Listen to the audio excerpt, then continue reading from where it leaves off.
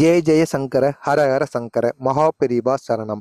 அனைவருக்குமே வணக்கம். அதாவது நமக்கு இருக்கக்கூடிய எல்லாவித கஷ்டங்களுக்கும் அது மட்டுமல்லாமல் பிரச்சனைகளுக்கும் தீர்வானது கிடைக்க வேண்டும் என்று அனைவருக்குமே ஒரு நினைப்பானது இருக்கத்தான் செய்யும். அதனை போன்று ஒரு பக்தரானவர் காஞ்சி மடத்திற்கு மகாபெரிவா அவர்களை சந்திப்பதற்காக சென்றிருக்கிறார். சென்று இவருக்கு இருக்கிற எல்லாவித பிரச்சனைகளையும் எல்லாவித கஷ்டங்களையும் பெரியவாவிடம் கூறிவிட்டு அழுது புலம்பிக் கொண்டிருந்திருக்கிறார். அதற்கு பெரியவா அவர்கள் நமக்கு இருக்கிற பிரச்சனைகளுக்கும் அதாவது அனைவருக்குமே பிரச்சனைகளும் கஷ்டங்களும் இருக்கத்தான் செய்யும். அப்படி அந்த இரண்டுமே இல்லாமல் இருந்தால் அவன் மனிதனே கிடையாது என்பது போல பெரியவா அவர்கள் இதனை போன்று ஒரு எடுத்துக்காட்டு ஒன்றை கூறிவிட்டு அதற்கப்புறமாக நமது வாழ்க்கையில் எப்பேற்பட்ட பிரச்சனைகளுக்கும் எப்பேற்பட்ட கஷ்டங்களுக்கும் ஒரு தீர்வானது கட்டாயமாக இருக்கத்தான் செய்யும். அந்த தீர்வை நாமே தேடிக்கொள்ளலாம். அது மட்டுமல்லாமல் நமக்கு வரக்கூடிய பிரச்சனைகளுக்கும் கஷ்டங்களுக்கும் நாம் தான் காரணமாகவும் இருப்போம். நாம் தெரிந்தும் தெரியாமலும் செய்த தவறுகளினாலும் பாவங்களினாலும் தான் இதனை போன்ற பிரச்சனைகளும் கஷ்டங்களும் நமக்கு வந்து கொண்டு இருக்கிறது என்பது போல காஞ்சி மகான் அவர்கள்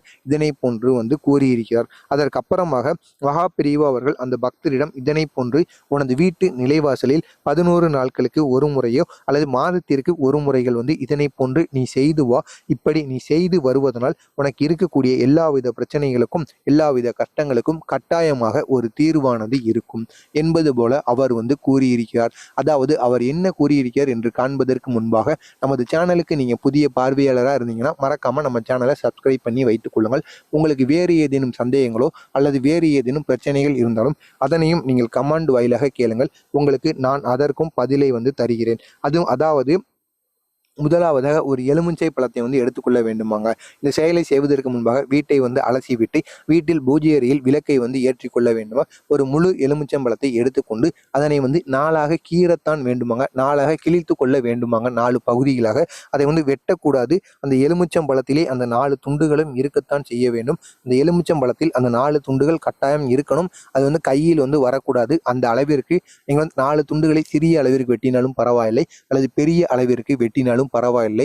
அதனை போன்று அதை கீறி கொள்ளுங்கள். அந்த எலுமிச்சம்பழத்தை அப்படி கீறி விட்டு அந்த எலுமிச்சம்பழத்திற்குள் 4 புறமும் நீங்கள் குங்குமம் இருக்கிறது அல்லவா, அந்த குங்குமமும் அது மட்டுமல்லாமல் மஞ்சள் தூள் இருக்கிறதா, அந்த மஞ்சள் தூளையும் குங்குமத்தையும் நீங்கள் அந்த எலுமிச்சம்பழத்திற்குள் போட வேண்டுமாம். போட்டு விட்டு அதற்கப்புறமாக கடுகு இருக்கிறது அல்லவா, 3 கடுகுகளோ அல்லது 5 கடுகுகளோ எடுத்து அந்த எலுமிச்சம்பழத்திற்குள் போட்டு விட்டு அதற்கப்புறமாக அந்த எலுமிச்சம்பழத்தை மறுபடியும் நன்றாக அமுக்கி ஒட்டி வைத்து விடுங்கள். அப்படி ஒட்டி வைத்து விட்டு அதற்கப்புறமாக ஒரு மஞ்சள் துணியோ அல்லது சிவப்பு கலர் துணியோ எடுத்துக்கொள்ளுங்கள்.